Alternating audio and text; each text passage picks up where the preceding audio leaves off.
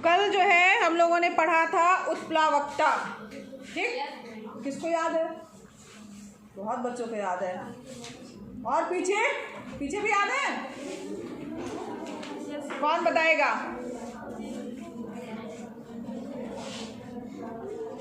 सृष्टि बताओ। पानी के द्वारा ऊपर की ओर लगने वाले बल को उत्प्लावन बल कहते हैं। विश्वा तुम बताओ। हम तुमसे पूछ रहे हैं, बताओ क्या है? मैम, पानी के द्वारा लगाया गया बल को उत्प्लावकता कहते हैं। उत्प्लावकता पानी के द्वारा लगाया गया बल। पानी के द्वारा लगाया गया बल। पानी नीचे की ओर बल लगाते कि ऊपर की ओर लगाते? हाँ, सही सही बताओ। कौन कौन बताएगा? भावना बताओ। पानी के द्वारा ऊपर की ओर लगाया गया बल को उत्प्लावन। तुम बताओ प्लीज। पानी के द्वारा लगाया गया ऊपरी बल उत्प्लावन बल कहलाता है। तुम बताओ। पानी के द्वारा ऊपर की ओर लगने वाला बल उत्प्लावन। तो कल जो है हम लोगों ने सिट डाउन, बहुत बच्चे जो है याद करके आए, अच्छी बात है। डेली का डेली जो पढ़ाया जाता है उसको जाके पढ़ा करिए और याद किया करिए। तो यहाँ पर जब हमने बाल्टी के अंदर बॉटल को डुबोया था तो हमारी बॉटल जो है वो अंदर की ओर जा नहीं रही थी, उसको हमको अंदर की ओर डालने में जो है बल लगाना पड़ रहा था, और जितना हम नीचे की ओर उसको ले जा रहे थे उतना ही ज़्यादा बल जो है हमें लगाना पड़ रहा था। तो यहाँ पर बोतल पर पानी के द्वारा, ठीक है, अब इसका मतलब बॉटल डूब नहीं रही थी, जबकि उस पर गुरुत्वाकर्षण भी बल लग रहा था और हम भी उस पर बल लगा रहे थे, प्लस उसका कुछ ना कुछ भार भी था, मगर वो बॉटल जो है नीचे की ओर ना जा करके ऊपर की ओर ही आ रही थी, तैर रही थी। क्यों? क्योंकि एक बल उसमें कार्य कर रहा था, उसे बोलते हैं उत्प्लावक बल। और ये बल किसके द्वारा लगाया जा रहा था? पानी के द्वारा। तो पानी के द्वारा जो है ऊपर की ओर लगने वाला बल उत्प्लावक बल कहलाता है, ठीक है। तो यहाँ पर पानी के द्वारा लग रहा है, लेकिन ऐसा नहीं कि ये केवल पानी के लिए ही लागू होता है, ये हर तरल पदार्थ के लिए लागू होता है, चाहे वो तेल हो, चाहे वो कुछ भी तरल पदार्थ हो। अगर आपने लिया दूध है, तेल है, तो सबकी जो है घनत्व जो है अलग अलग होगा, उस आधार पर जो है उत्प्लावक बल जो है वो कार्य करेगा, और ये घटना क्या कहलाती है? उत्प्लावकता कहलाती है, ठीक है। तो यहाँ उत्प्लावक बल, यहाँ पर हमने एक चीज़ और डिस्कस की थी कि उत्प्लावक बल का जो हम परिमाण नापते हैं तो उसे हम जो नापते हैं उसको मेन रूप से घनत्व के रूप में हम नापते हैं, जिसका अब यहाँ पर उसको नापने की इकाई क्या हो गई? हमारी इकाई, मतलब उसको घनत्व के रूप में नापते हैं। और अगर जिस वस्तु का घनत्व पानी से कम है, ठीक है, यहाँ ध्यान दीजिएगा, जिस वस्तु का घनत्व पानी से कम है तो पानी, इसका मतलब है पानी ज़्यादा है, पानी का ज़्यादा हुआ, पानी का ज़्यादा हुआ, जिसका भी घनत्व ज़्यादा होगा वो जीत जाएगा, ठीक। अगर हम यहाँ पर एक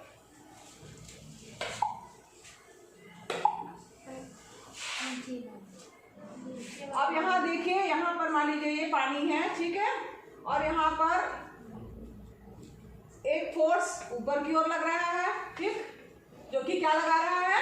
पानी। और एक जो है, मान लो उस वस्तु, कोई भी वस्तु रखी हुई है, वो भी अपनी तरफ से एक फोर्स लगा रही है, प्लस गुरुत्वाकर्षण भी है, तो जिसका भी फोर्स ज़्यादा होगा वो जीतेगा। अगर पानी का ज़्यादा है तो वो जीत जाएगा, यानी वो ऊपर की ओर उसको ढकेले रहेगा, उसको वो हरा, ये ऊपर वाली वस्तु उसको नहीं हरा पाएगी। अगर उस वस्तु का, जो भी वस्तु है, उसका घनत्व ज़्यादा है, किससे?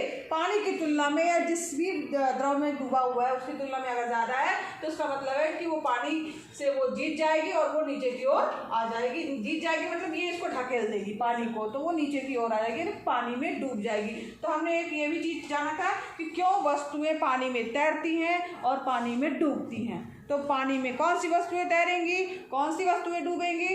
पानी में वही वस्तुएं जो है तैरेंगी जो पानी के घनत्व से, जिनका घनत्व कम होगा, ठीक है, और जिनका भी घनत्व पानी के घनत्व से ज़्यादा है वो क्या हो जाएंगी? डूब जाएंगी। यहाँ पर पानी का घनत्व है, घनत्व से अगर कम है, ठीक है, तो क्या होंगी? ये डूब जाएंगी। डार्क से समझ लीजिए, डूब जाएंगी, ठीक है। और जिनका घनत्व पानी के घनत्व से ज्यादा है, ठीक है, ज्यादा घनत्व है, ठीक। ज्यादा घनत्व है तो वो क्या होंगी, एक मिनट उल्टा हो गया, कम घनत्व है तो वो तैरेंगी। उल्टा लिख गया है, तैरेंगी है। अगर कम रहेगा तो पानी जीत जाएगा ना, पानी बड़ा है मतलब पानी का घनत्व ज्यादा है तो ज्यादा है, बल लगा रहा है। अरे एक मिनट, तो यहाँ पर अगर कम घनत्व है तो वो तैरेगी, ठीक है, वो वस्तु क्या होगी, तैरेगी। और जिसका घनत्व पानी के घनत्व से ज्यादा है वो डूब जाएगी, ठीक है। आगे नहीं लिख रहा है, तो ये तैरेगी कौन सी, जिसका घनत्व पानी के घनत्व से कम होगा, जिसका ज्यादा घनत्व होगा वो वस्तु डूब जाएगी। तो इसको आप बता सकते हैं कि वस्तुएं क्यों तैरती हैं और डूबती हैं, ठीक है। कोई बच्चे ये कह रहे थे कि नहीं मैम हमेशा ऐसा नहीं हो सकता कि प्लास्टिक का बना अगर बॉटल है वो डूब नहीं रहा तो कोई भी प्लास्टिक डूबेगा नहीं। अगर वो ठोस प्लास्टिक है उसका घनत्व जो है पानी से अगर मान लीजिए ज़्यादा आ रहा है तो वो डूब जाएगी। प्लास्टिक भी डूबती है, प्लास्टिक का अगर ठोस अगर गुटका है तो वो डूब जाएगा, लेकिन प्लास्टिक उतने ही वजन की बनी हुई प्लास्टिक जो है कि बॉटल वो डूबेगी नहीं, है ना। इसका एग्जाम्पल हम लोगों ने दिया था जहाज से, ठीक है, याद है। तो जहाज जो है इसीलिए क्या होता है नहीं डूबता है क्योंकि उसका घनत्व जो है वो पानी के घनत्व से ज़्यादा कम हो जाता है, ठीक। और घनत्व जो रहता है, यहाँ पर एक फार्मूला हमने पढ़ा था, घनत्व बराबर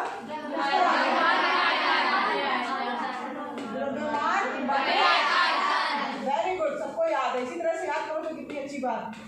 ठीक, तो घनत्व बराबर हमने पढ़ा था द्रव्यमान बटे आयतन। अगर हम आयतन किसी भी चीज का बढ़ा देंगे तो उसका घनत्व क्या होगा, कम होगा, क्योंकि ये व्युत्क्रम में है, ठीक है। ये चीज ज्यादा होगी तो ये कम हो जाएगा, ठीक है। तो यहाँ पर हमने क्या किया, मान लो 25 किलो लोहा है तो 25 किलो लोहे का अगर ठोस टुकड़ा है वो डूब जाएगा क्योंकि उसका आयतन कम है। मगर उसी 25 किलो लोहे को अगर पीट के चद्दर बना दी गई है और उससे फिर नाव बना दी गई है तो वो जो है नहीं डूबेगी, उसका आयतन जो है वो बढ़ जाएगा, ठीक, जिसके कारण उसका घनत्व जो है वो क्या होगा, पानी से भी कम हो जाएगा और इसके कारण वो नहीं डूबेगी, ठीक, क्लियर है। चलिए, तो यहाँ पर चलेगा इसमें पूरा क्यों चीजें डूबती हैं और क्यों चीजें जो है वो तैरती हैं, ये भी हमको पता चल गया। और आज हमको पढ़ना है क्या, बहुत इम्पोर्टेंट सिद्धांत है ये, ठीक। और इसके लिए हम थोड़ा सा आर्किमिडीज के बारे में जानेंगे कि क्या कौन थे वो। तो आर्किमिडीज जो थे वो एक ग्रीक वैज्ञानिक थे और उन्होंने एक सिद्धांत की खोज की थी।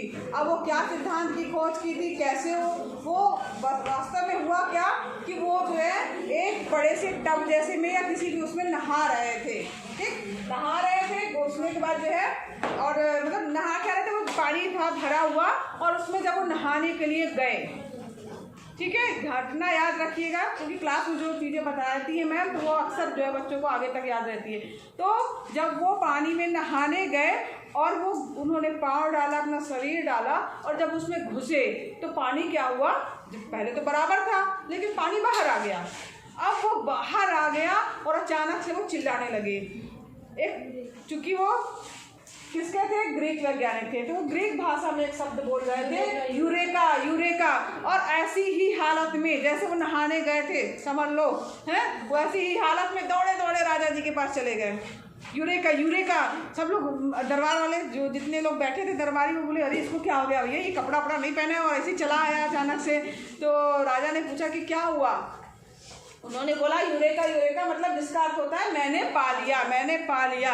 अब इसको उन्होंने इतना इम्पोर्टेंट, उनको क्या चीज़ मिल गया था, ठीक है, तो उनको मिला था एक नियम जिसके नाम पर उनको कहा गया, उसका नाम दिया गया आर्किमिडीज का सिद्धांत। और इस सिद्धांत के कारण जो है बहुत सारी दुनिया में जो है समझ लो जहाज़ एक तरह से उसकी खोज भी हुई, ठीक, कि हाँ इस तरीके से अगर हम कर देते हैं तो उसमें बड़े से जहाज़ में जो है सामान को अब जहाज़ नहीं होता तो हम जितने भी समुद्री जो दूसरे जो है देश उससे कभी कांटेक्ट नहीं कर पाते ना, सड़क सब जगह तो नहीं जा सकती। तो यहाँ पर जो है समुद्री जहाज़ का निर्माण हुआ, कितना सामान इधर से उधर आयात निर्यात चालू हुआ। इसके अलावा शुद्धता की जांच के लिए भी उस सिद्धांत का प्रयोग किया गया और कौन सी चीज़ें कितनी शुद्ध हैं उसका भी पता इसके माध्यम से लगाया गया। तो आर्किमिडीज का सिद्धांत जो है उसका ही उपयोग करके जो राजा थे उनके जो मुकुट में उपयोग हुआ जो सोना था, सोने का मुकुट था उनका, उसको शुद्धता की मापने के लिए जो है उसको किया गया और उन्होंने बताया कि हम इसको ऐसे जो है माप सकते हैं। इसके अलावा भी जो है उन्होंने यांत्रिकी तथा ज्यामिति में अनेक जो है कार्य किए थे, जो जिसके कारण उनको प्रसिद्धि मिली थी, जिसमें उत्तोलक, घिरनी, पहिया, धुरी, इन सब के बारे में भी जो है उन्होंने खोजा, उसके बारे में मतलब उससे संबंधित चीज़ों को बनाया, जिसके कारण जो लड़ाई जो होती थी, युद्ध होता था ना पहले राजाओं का, तो उसमें जो है लड़ने में जो है ग्रीस सेना को रोमन जो सेना से युद्ध लड़ने में सहायता मिली, उनको इसका लाभ मिला। तो अब मेन बात करते हैं, ये तो समझ में आ गया कि उन्होंने इस सिद्धांत को खोजा और कैसे खोजा, किस अवस्था में खोजा, वो भी आपको याद रहेगा कि इस अवस्था में खोजा। ठीक, अब यहाँ पर क्या आपको पता है कि पानी के द्वारा ऊपर की ओर एक बल लगाया जाता है, ये बल क्या होता है? उत्प्लावन बल होता है। ठीक, तो यहाँ पर इसके पहले एक चीज ये और देखिए, हम एक जो है क्रियाकलाप कर रहे हैं इसको सिद्धांत को समझने के लिए। यहाँ पर हमने क्या किया, एक पत्थर का टुकड़ा लिया। अब जो पत्थर का टुकड़ा लिया उसको जो है एक सिरे से रबड़ से बांध दिया। रबड़ जैसे जो पहले छोटे छोटे जो है वो नहीं, पहले एक छोटा सा आता था, मिट्टी का लट्टू रहता था और उसके चारों मतलब एक पतली सी रबड़ निकली रहती थी, उसको हम लोग, मेरे बचपन में आता था, उसको ऐसे ऐसे करके हम लोग घुमाते थे, फिर छोड़ते थे तो ऐसे ऐसे गोल गोल घूमता था। अभी भी आता है, देखा है किसी ने? अच्छा, वो उसके बाद जो है एक आपने देखा होगा बैलून पानी वाला आता था, उसमें रबड़ लगी रहती थी, उसको हम लोग ऐसे ऐसे करते थे, देखा है? उसमें रबड़ लगी रहती थी तो रबड़ क्या खींचती थी और छोटी होती थी, ऐसा होता था ना। तो यहाँ पर देखो वही करना है आपको कि एक पत्थर का टुकड़ा लेना है और उसको जो है कमानीदार तुला, एक कमानीदार तुला होती है जिसमें जो है कोई चीज़ कितनी खिंच रही है और नीचे लटक रही है और कितनी कम हो रही, ज़्यादा हो रही, उसके माध्यम से पता चलता था, उसको कमानीदार तुला बोल सकते हैं। तो उससे बांध सकते हैं क्योंकि उसमें जो है वो खींचने के लिए स्प्रिंग सी रहती है, या तो फिर रबड़ की डोरी से जो है आप बांधना है। अब यहाँ पर इसको लटकाना है, ठीक है? चित्र दिख रहा है, इससे समझ में आ रहा होगा। ठीक, अब यहाँ पर जब आप लटकाएंगे तो क्या होगा, कोई बता सकता है क्या होगा? हाँ, रबड़ क्या होगा? तन जाएगा। तन जाएगा मतलब रबड़ खींचेगा ना। क्यों खींच रहा है?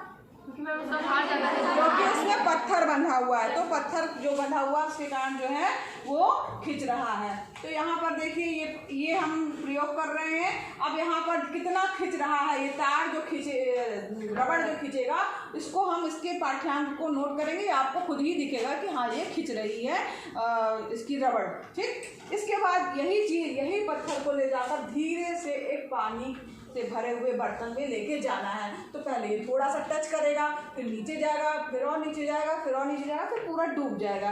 तो यहाँ पर भी जब आप उसका पाठ्यांक नोट करेंगे या उसकी लंबाई को गौर करेंगे तो आप देखेंगे कि जो ये लंबाई लंबी दिख रही थी बाहर हवा में, वो चीज़ जब हम उसको पानी के पास लेके जाते हैं डोरी को, तो वो धीरे धीरे करके जो है वो छोटी होने लगती है। जब टच करता है तो थोड़ा छोटा होता है, फिर थोड़ा सा पत्थर अंदर गया, फिर और छोटा हुआ, फिर इसके बाद और छोटा हुआ, जब पूरा डूब जाता है उसके बाद फिर छोटी नहीं होती है, जितनी उसको छोटी होनी है रबड़ को उतनी ही वो छोटी हो जाती है। तो यहाँ पर देखिए इसमें दिया है कि पत्थर के टुकड़े के भार के कारण रबड़ की डोरी में प्रसार का परीक्षण लीजिए। पत्थर को पानी में डूबने पर उसके डोरी के प्रसार में कमी आ जाती है। यहाँ देखेंगे कि डोरी की लंबाई या तुला जो है पाठ्यांक में कमी आती जाती है जैसे जैसे पत्थर जो है वो पानी में जाता है, और जब ये पूरी तरह डूब जाता है उसके बाद कोई भी परिवर्तन उसमें हमें दिखाई नहीं देगा। तो यहाँ पर देखिए, यहाँ पर जो पहली स्थिति थी उसमें जो है वो भार, पत्थर के भार के कारण जो है उसकी रबड़ जो है वो क्या हो रही थी, खिंच रही थी। ठीक है, पत्थर के भार के कारण वो रबड़ खिंच रही थी, और पत्थर पानी में जब हम डुबोते हैं तो इसमें कमी आ रही है। तो कमी जो आ रही है वो क्यों आ रही है, क्यों कमी आ रही है, कोई बता सकता है? हाँ, वेरी गुड। क्या? क्योंकि उसमें पानी जो है एक बल लगा रहा है। कौन सा बल? उत्प्लावन। ठीक है, तो यहाँ पर इस बल के कारण पानी जो है उसको ऊपर की ओर फेंकने का काम कर रहा है, जिसके कारण जब वापस कर रहा है तो जो लंबाई खींची हुई है वो वापस जो है छोटी हो रही है। ठीक है, तो यहाँ पर रबड़ की डोरी में लगने वाले नेट बल जो होता है वो कम हो जाता है, फिर लंबाई की वृद्धि में भी जो है वो कमी आ जाती है। अब यहाँ पर देखिए, यहाँ पर एक चीज भी और भी प्रश्न उठता है कि ये उत्प्लावक बल जो लग रहा है, ठीक है, उसका परिमाण कितना है? क्या किसी एक ही वस्तु के लिए ये सभी तरल में समान होता है कि मान लीजिए हमने रबड़ डुबोया या पत्थर डुबोया, उसको तेल में भी डुबोया, उसको पानी में भी डुबोया, उसको दूध में भी डुबोया, तो अलग अलग तरल में जो है उत्प्लावक बल क्या पर्टिकुलर उस वस्तु के लिए एक जैसा रहता है कि अलग अलग तरल पदार्थ में अलग अलग वस्तुओं के लिए अलग अलग होता है। तो यहाँ पर देखिए, ये भी आपके दिमाग में प्रश्न हो रहा होगा कि दिए गए तरल में सभी वस्तुएं क्या समान उत्प्लावक बल का अनुभव करती हैं? तो यहाँ पर आर्किमिडीज का सिद्धांत जो है उसके माध्यम से हम इसका आंसर प्राप्त कर सकते हैं कि जो है कैसे हम जो है किस प्रकार से उसको व्यक्त करेंगे। तो मेन पॉइंट है आपका आर्किमिडीज का सिद्धांत क्या है। ठीक है, ये यहाँ पर आर्किमिडीज का सिद्धांत जो है वो ये है, क्या है कि जब किसी वस्तु को किसी तरल में पूर्ण या आंशिक रूप से डुबोया जाता है तो वह ऊपर की दिशा में एक बल का अनुभव करती है, जो अब यहाँ पर अनुभव करती है, इसको पता है आपको, उस बल को क्या बोला जाता है? उत्प्लावन बल बोला जाता है। ठीक है, तो यहाँ मेन पॉइंट ये दिया उन्होंने कि जो वस्तु द्वारा हटाए गए तरल के भार के बराबर होता है, वस्तु द्वारा हटाए गए तरल के भार के बराबर होता है। ठीक है, तो वो बल कितना होगा? वस्तु जो है उस तरल का कितना भाग हटा पा रही है उसके बराबर जो है वो लिक्विड जो है उस पर उत्प्लावक बल लगा रहा है। ठीक है, तो ये इंपॉर्टेंट है, आर्किमिडीज का सिद्धांत है ये कि जब किसी वस्तु को किसी तरल में पूर्ण या आंशिक रूप से डुबोया जाता है तो वह ऊपर की दिशा में एक बल का अनुभव करती है, जो वस्तु द्वारा हटाए गए तरल के भार के बराबर होता है। मेन यहाँ पे ये पॉइंट आया, वस्तु द्वारा हटाए गए तरल के भार के बराबर होगा। ठीक है, उतना उस पर बल लग रहा है। ठीक है, अब यहाँ पर समझ में आया सबको? Yes ma'am. उसके बाद क्या करना है इसमें?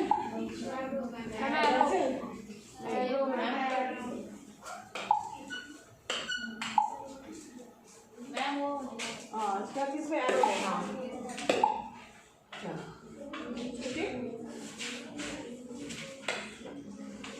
तो ये आपने इसकी स्टोरी तो जान ली, ठीक है, इनका चित्र भी देख लिया। अब यहाँ पर जो ये इन्होंने इसको खोजा तो उससे हमने क्या क्या चीजें जो है वो पाई या इसके अनुप्रयोग, आर्किमिडीज के जो सिद्धांत है उसके क्या अनुप्रयोग है उसके आधार पर।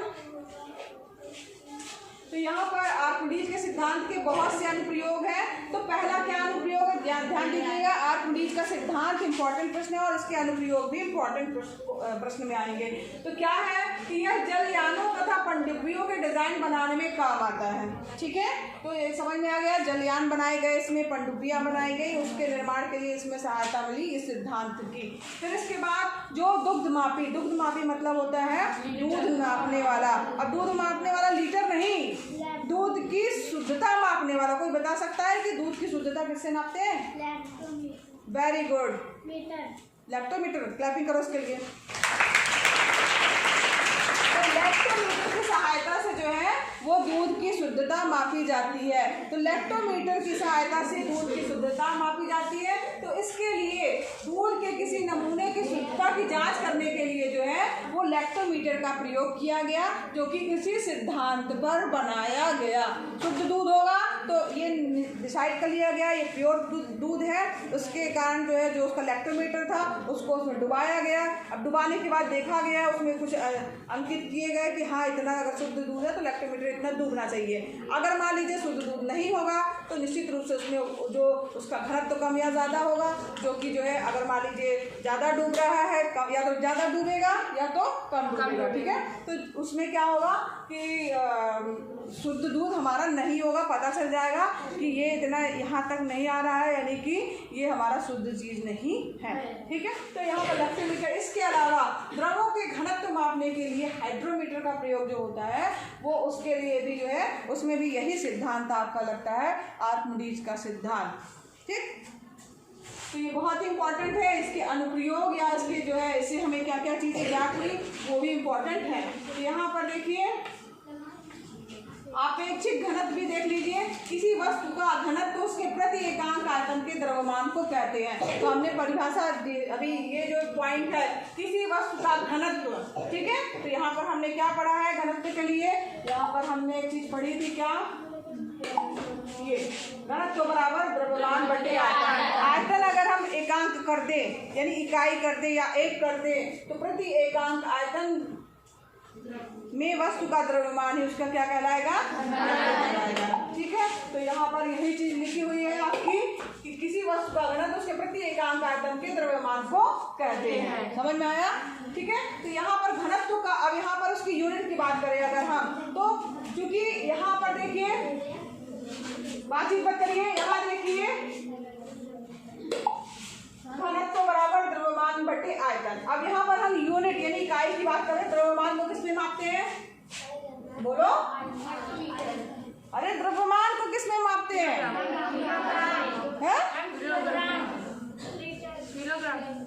किलोग्राम में, किलोग्राम में, तो ये हमने लिख दिया क्या, किलोग्राम। और यहाँ पर आयतन, आयतन सेंटीमीटर में मापते हैं। आयतन का मतलब होता है लंबाई गुणे चौड़ाई गुणे ऊंचाई, ठीक है। तो लंबाई गुणे चौड़ाई, इसको मान लीजिए क्या होता है, आयतन बराबर लंबाई गुणे चौड़ाई गुणे चौड़ाई गुणे ऊंचाई, ठीक है। तो लंबाई को किसमें मापते हैं, किसमें नापते हैं, हाँ,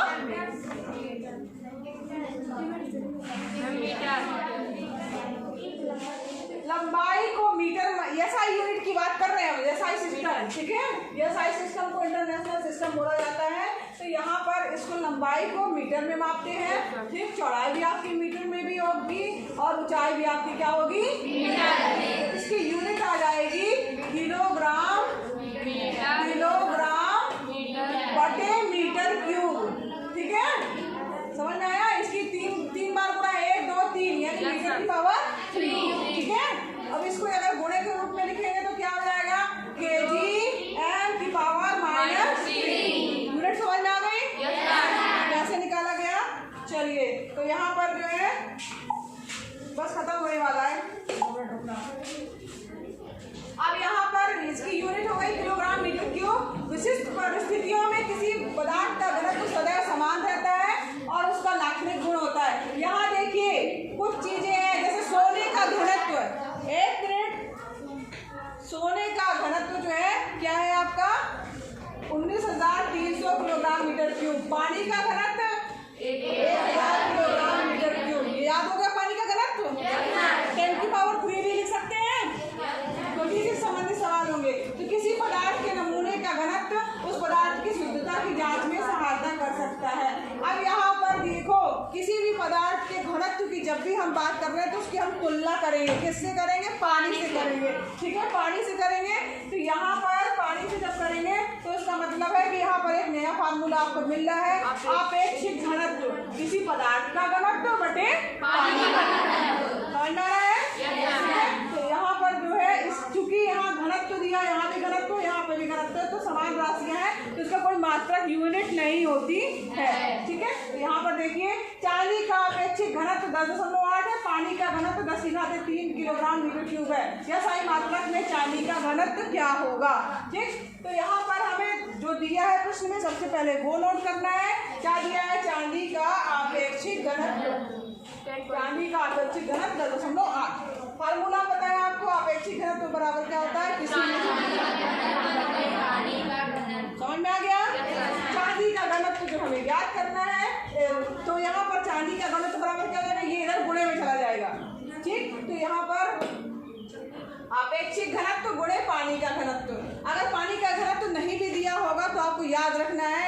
1000 यानी 10 की पावर 3 है, ठीक है। और यूनिट आपको याद रखनी है। तो यहाँ पर इसका 10 की घात 3 का मल्टीप्लाई हो जाएगा किलोग्राम मीटर क्यूब। समझ में आ गया? yes, तो न्यूमेरिकल सवाल जो है आपको ट्राई करने कठिन कुछ नहीं है, केवल देख के डर लगता है। जब तक आपको इसका फार्मूला नहीं पता था तब तक आपको लग रहा था कि क्या है सवाल, है ना। लेकिन जब आप उसको लगाएंगे तो उसको आपको पता चलेगा, बहुत ही आसान होते हैं। तो यहाँ पर बस खत्म ये चैप्टर।